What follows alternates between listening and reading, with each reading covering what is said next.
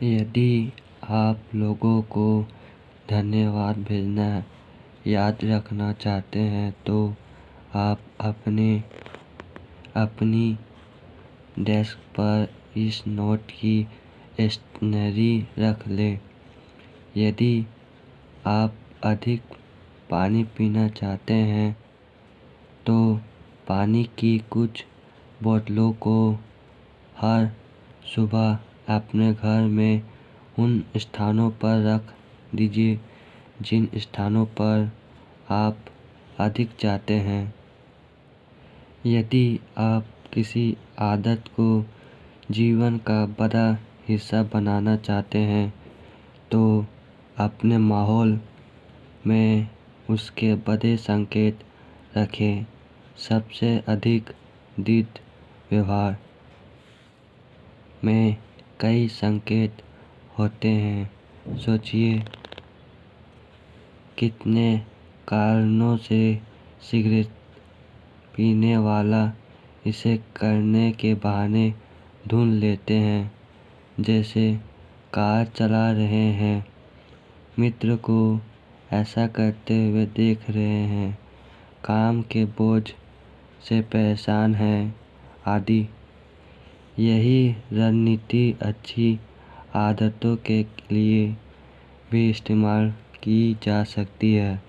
अपनी आसपास के वातावरण में ऐसे लक्षण रखें कि दिन में आदत बार बार याद आ सके।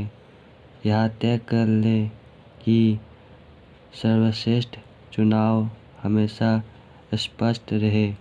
बेहतर फैसला लेना तब आसान और स्वाभाविक रहता है जब अच्छी आदतों के संकेत आपके समक्ष होते हैं। आसपास के वातावरण में बहुत ताकत होती है, सिर्फ इसलिए नहीं कि वह उसे अभी प्रभावित करता है कि हम दुनिया से कैसे संबद्ध होते हैं, बल्कि इसलिए भी कि हम ऐसा बहुत ही कम कर पाते हैं।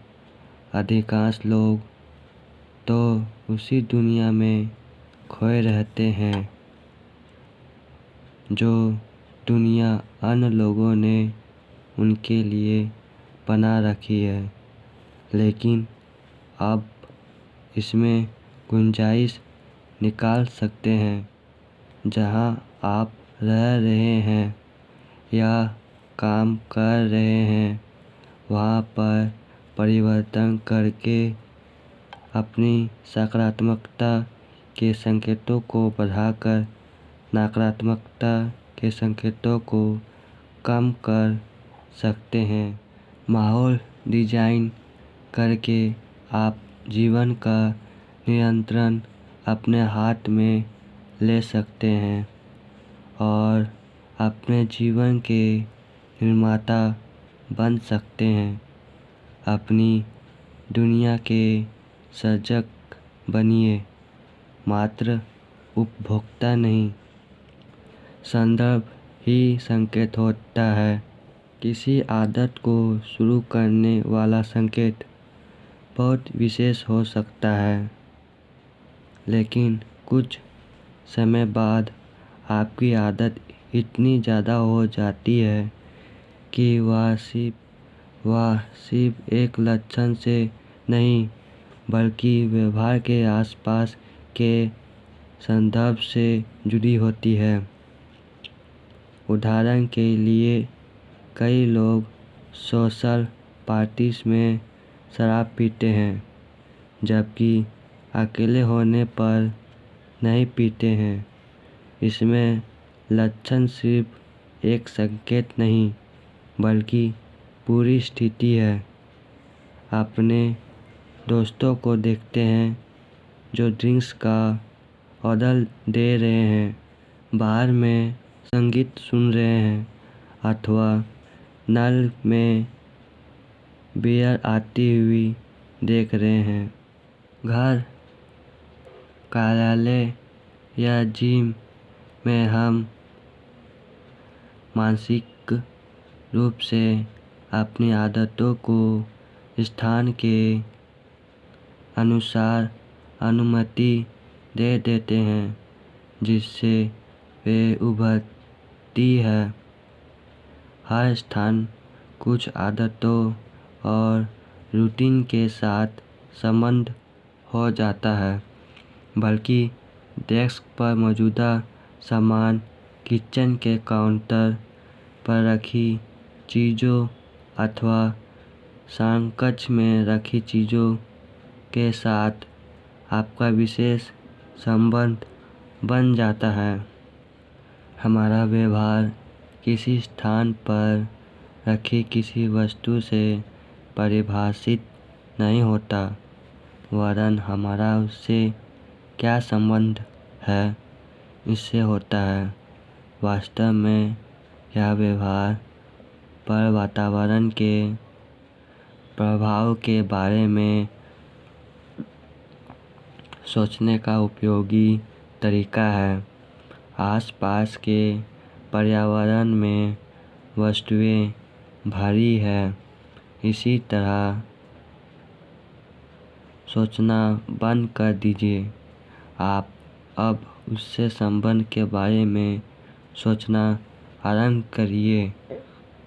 उन बातों के बारे में सोचिए कि आप अपने आसपास के स्थानों से किस तरह से संवाद स्थापित करते हैं।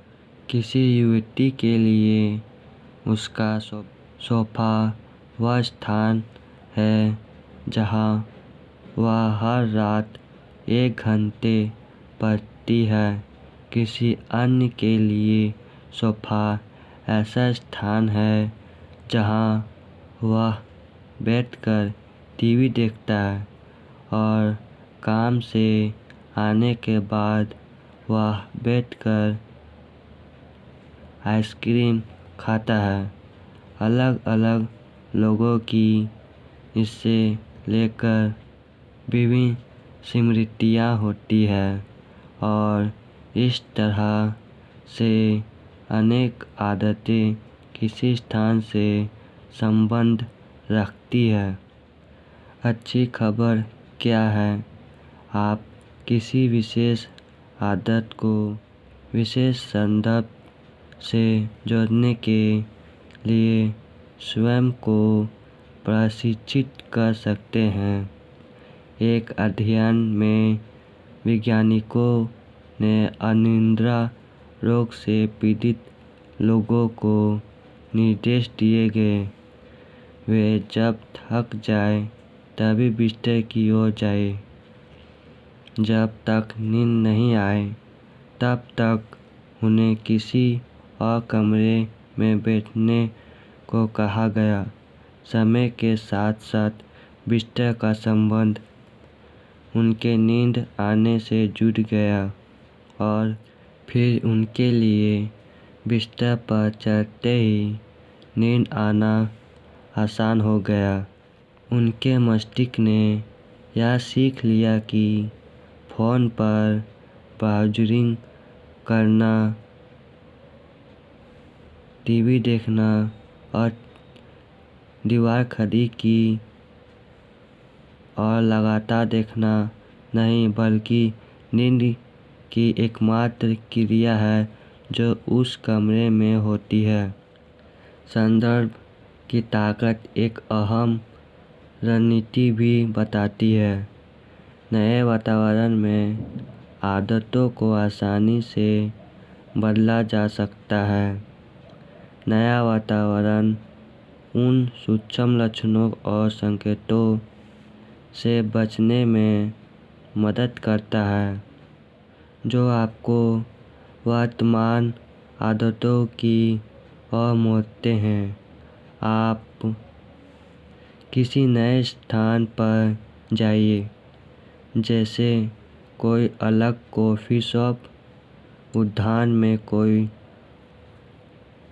अन्य कुर्सी या कमरे का वह कोना जहाँ यदा कदा ही जाते हैं